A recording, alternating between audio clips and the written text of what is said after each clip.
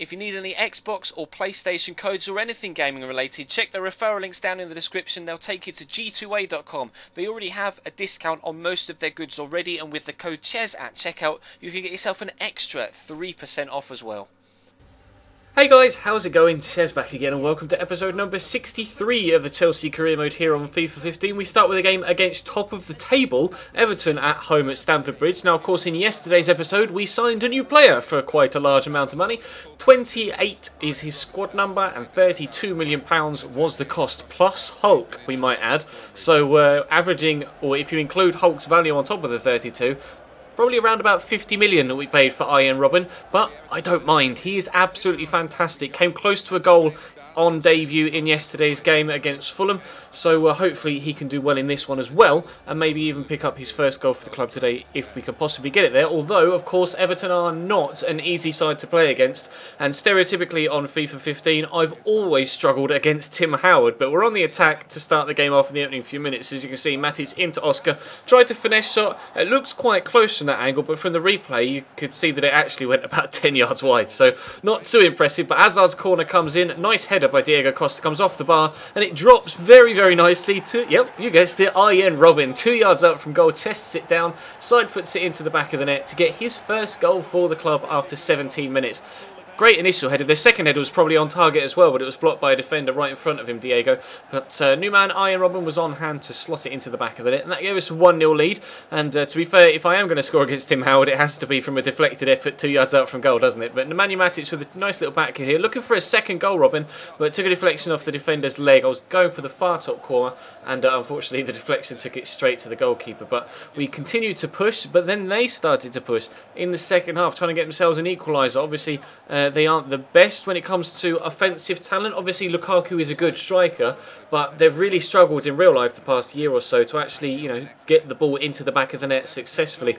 The year before last, in real life, they were absolutely fantastic, and Roberto Martinez was close to being named, manager of the year at Everton. And then last year, they just started horrendously and didn't really properly recover. They did well in Europe, and Lukaku scored a lot of goals in Europe, but they never really got going in the BPL, and we really got going in this one, but we were able to finish it 2-0 as well, with a nice little side foot finish from Diego Costa. Was denied his goal earlier on in the game with the header that came back off the bar that, of course, we finished regardless because of because of Arjen Robben's first goal, and then we made it 2-0 at the end after they had a little bit of a resurgence in the second half, but the quality of finishing, as you could tell from the highlights, wasn't the best, and we were able to seal it out thanks to Diego Costa. Now, something else we're trying to seal out is Robert Lewandowski's contract. Now, we're trying to sign him from Bayern Munich for £57 million, I think it is, plus Felipe Luis, which is exactly why I'm going to reject. I can't remember whether I stalled or reject. I think I stall.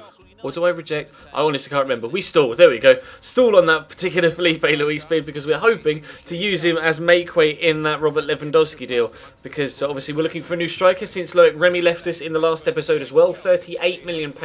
He went to, no, £36 million. I counter-offered 38 and they came in with 36.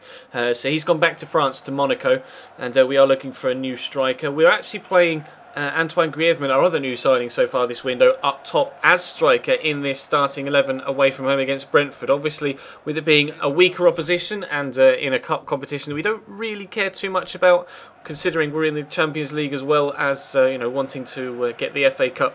I don't have any problems really starting a rotation side. To be fair, a Chelsea rotation side with players like Willian, Griezmann and Ramirez, etc. in it really shouldn't be struggling against a club like Brentford anyway, regardless of the fact that it's a rotation side. So using that, saying, oh, I had to play a rotation side, it's not really much of an excuse when you've got a squad as good in depth as this one is that we have at Chelsea right now.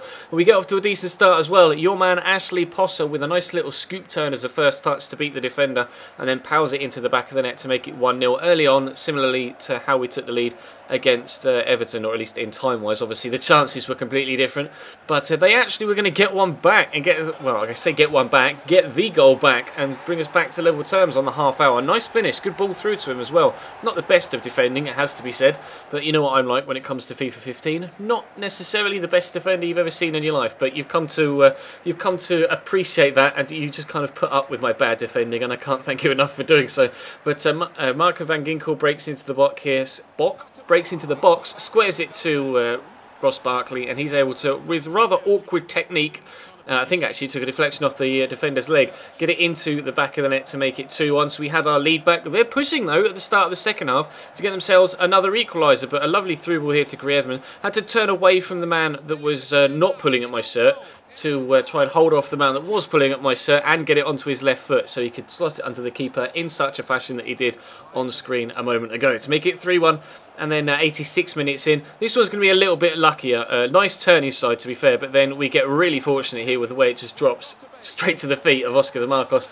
And actually, what still wasn't even the best of finishes. He scuffed it into the bottom corner, but the fact that he scuffed it meant that he got the angle on it so that the goalkeeper couldn't reach it. Into second half, stoppage time. Now Ramiro's looking for Willian with that ball. That takes a deflection off the defender, but then Griezmann picks it up, does find the Brazilian, and he finds the back of the net to make it 5. So convincing victory, but as expected with the quality of players that we had on the pitch, regardless of the fact that they aren't necessarily first choice players. It was still a convincing victory, and pleased to be through to the next round of the Capital One Cup, although, like I say, that particular competition doesn't rank very high on my priorities. It is 4th of the 4 competitions that we're in.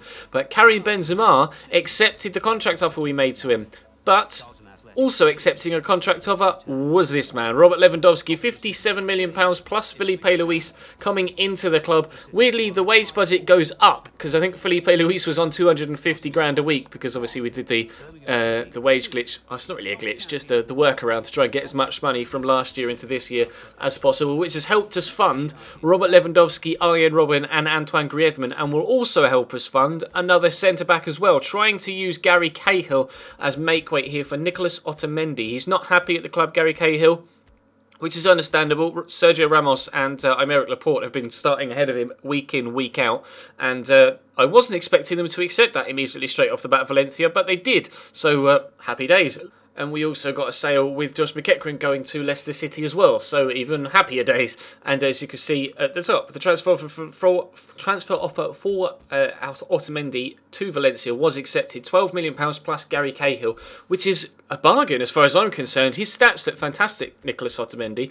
Only 28 years old as well, so he's 2 years younger than Gary Cahill. Got, 3 or 4 years left in him at the top of the game, and still plenty of scope to grow as well. I offered him 110 or 120 grand a week with important first-team player, not crucial first-team player, and to my surprise, he accepted that as well. So we got a real good deal with a surprising amount of ease there. I was quite surprised that not only they accepted the initial offer, and that Otamendi accepted the contract offer straight off the bat as well. So four good deals. We got Arjen Robben. We've brought in Antoine Griezmann, we've brought in Robert Lewandowski and Nicolas Otamendi. Yes, a very, very, very good window for us as far as I'm concerned. 2 of our deals were at the top of the list of top deals. We spent 138 million in total this window. 138 million. So I better win some silverware this year, aren't I? Otherwise, the board might be slightly annoyed with me. But that is going to bring today's episode to a close, guys. Thank you very much for watching. Drop the video a like if you enjoyed, of course, and subscribe if you haven't already. Let me know your feedback in the comments, what you think of all of the deals we've done in this window. And of course you can see Hugo Lloris there going to Real Madrid as well, so that's a big move out of the Barclays Premier League, whereas we've made all of the big moves into the BPL. But like I say, that's it for today. Thank you very much for watching, and I'll see you next time.